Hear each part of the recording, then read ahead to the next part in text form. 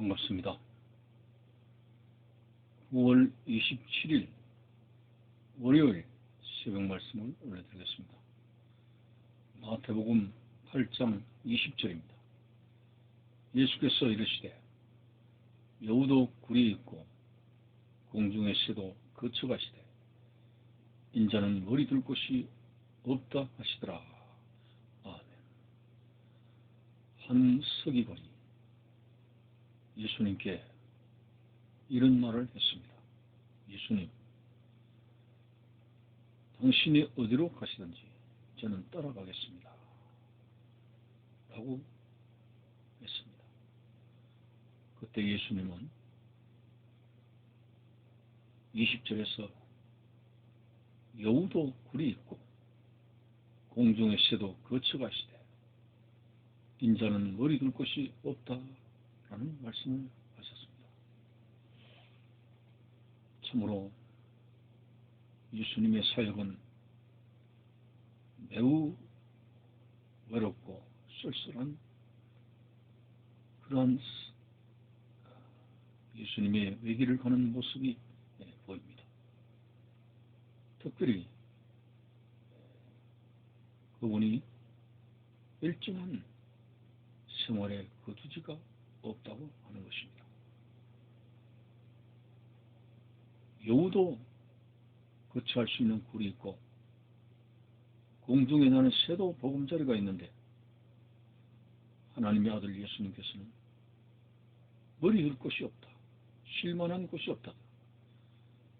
일정한 예수님의 집이 없다. 이런 말씀을 하셨습니다. 참으로 예수님의 이런 사역에서 우리는 두 가지를 깊이 들여다봐야 되겠습니다. 첫째, 그분이 이 땅에 오셔서 철저하게 이 세상으로부터 예우를 받는 그러한 일을 거절하셨습니다. 예수님을 통해서 병자가 고침을 받고 은혜를 많이 받은 사람들이 사실상 물질적으로 예수님께 큰 보답을 하는 그런 사례들이 있지 않겠습니까? 그러나 분명 예수님은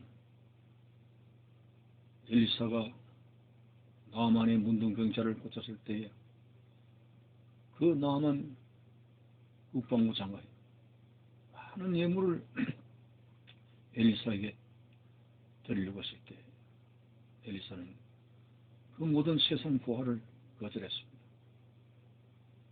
이처럼 예수님께서 이 세상의 예우 받는 것과 사치와 그리고 대접받는 것과 잘 사는 것과 이런 것들에 대해서 전혀 관심이 없었습니다. 오직 예수님은 이 땅에 오셔서 하나님의 아버지의 뜻대로 인간을 구원하시기 위한 대속의 제물로 오신 자신의 사명에 충실하셨던 모습을 보게 됩니다. 심지어는 예수님께서 예루살렘 성에 나귀를 타고 입성하셨을 때 수많은 군중들이 자기들의 왕으로 모시려고 했습니다. 호산나 다윗의 자손이여. 그래서 로마 제국에 속국된 정치적인 서름, 조국을 잃게 된 그런 아픔을 예수님을 왕으로 삼아서서 그들이 해결을 보고자 하는 것입니다. 어쨌든 세상의 왕이 되는 것도 거절하시고 묵묵히 우리 사람들을 구원하시기 위해서 골고다로 가신 주님의 모습을 발견하게 됩니다. 참으로 오늘 예수님께서는 이 땅에는 진정한 평화와 이 땅에는 죄가 들끓기 때문에 진정한 행복이 없다는 사실을 아시기 때문에 주님은 이 땅에 치유를 하시기 위해서 죄사함을 주시기 위해서 골고다로 가시는 그러한 일편단심의 사명을 하는 길을 결코 예수님께서는 거절하지 않으신 채 똑바른 길로 가신 주님의 모습을 보게 됩니다. 그렇습니다. 예수님의 설교 도중에도 언제나 세상의 어떤 부귀영화와 보물을 쌓는 것에 대해서 부정적으로 말씀하십니다. 내 보물을 하늘에 쌓아두라고 하였고, 세상의 부귀영화에 대해서는 오히려 가난한 자들을 돌보라고 했고, 빈몸으로 나를 쫓으라고 했습니다.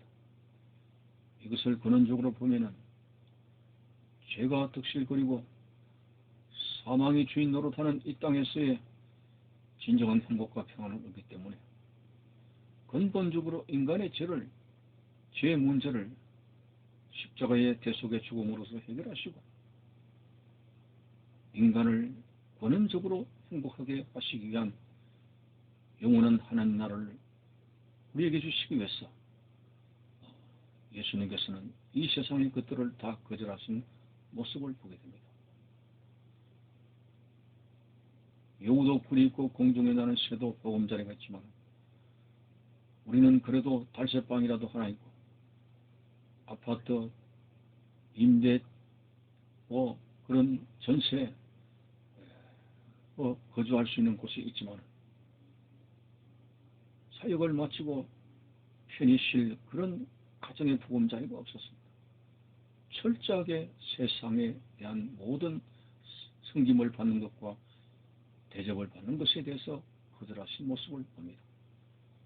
매우 사역에 있어서 외롭고 힘든 사역이지만은 예수님은 그 길을 걸어가셨습니다. 오늘 우리도 예수 그리스도를 믿는 그리스도인이라면 예수님께서 하신 말씀이 생각납니다. 누구든지 나를 따라오려거든 자기를 부인하고 자기의 십자가를 지고 나를 따를 것이니라고 했는데 이 십자가는 세상에 대한 자기 욕심의 부정입니다. 세상에 대한 승김을 받으려고 하는 온갖 부귀영화와 출세와 성공과 이러한 것들에 대해 오히려 주님을 따라가는 불응에 대한 열정을 가지고 따라가는 그런 삶으로 인해서 세상 부귀영화와 이런 것에 대해서 부정적인 말씀을 하신 것입니다. 그렇습니다. 세상은 온통 욕심으로 가득 찼고 죄악으로 가득 찼기 때문에 전쟁과 살인과 온갖 악한 일들이 비일비재하기 때문에 이 땅에서 묵을 쌓는다는 것은 그것은 어리석은 일이 될 수가 있습니다. 그렇다고 이 세상 삶을 부정하는 것이 아니라 우리의 근본을 어디에 두어야 되는가를 예수님을 통해서 우리는 배울 수가 있습니다. 오늘은 이곳, 내일은 저곳, 하나님 나라를 향해서 달려가야 하는 성도의 본분을 잊지 말아야 됩니다. 소돔과 고모라 성이 불과 유황으로 멸망받을 때 하나님은 롯의 가정을 소돔과 고모라 성으로부터 구출하셨죠. 그때에 뒤를 돌아보지 말라고 했고 그 소돔과 고모라 성에 살면서 쌓았던 세상과 재물 이런 것들에 대해서 미련을 두지 말라고 하는 그러한 하나님의 음성을 우리가 생각하게 될 때 그렇습니다. 멸망의 도성에서 하나님의 심판의 불로 멸망의 도성이 될 이 세상에 대해 우리가 어떤 그러한 미련을 두고 그리고 여기에다가 우리가 수고의 그러한 것을 쌓을 수 있겠습니까? 분명히 말씀드리지만은 이 세상을 부정하는 것이 아니라 그리스도인은 세상을 가장 현실적으로 적극적으로 살아가야 할 사명이 있습니다. 왜냐하면 그리스도의 복음을 전거함으로 말미암아 저 영혼은 죄가 없는 하나님의 나라 그 도성으로 인도해야 되는 사명이기 때문에 세상을 그 어떤 형편에서조차 어떤 방면에서조차 적극적으로 살아가야 할 우리의 본분은 있습니다.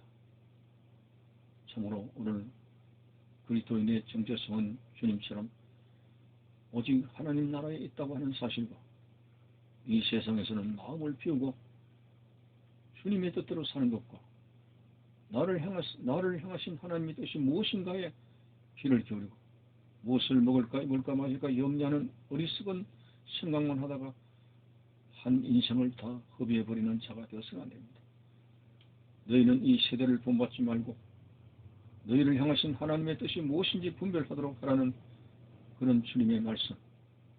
오늘 예수님은 철저하게 세상으로부터 부귀영화와 대접받는 것을 거절하시고 오직 사람들을 영원한 죽음으로부터 건지시고 하나님 나라의 도성으로 이끌어가시는 그런 구속적인 섭리의 삶을 살아셨다는 사실 앞에서 여우도 굴이 있고 공중에 나는 새도 보금자리가 있지만 우리 둘 것이 없다는 이 말씀의 근본적인 의미를 우리가 알면서 청결한 마음의 자세로서 욕심의 마음을 비우고 하나님의 뜻대로 살아갈 수 있는 귀한 우리의 모습이 되어야 될 것입니다. 감사합니다.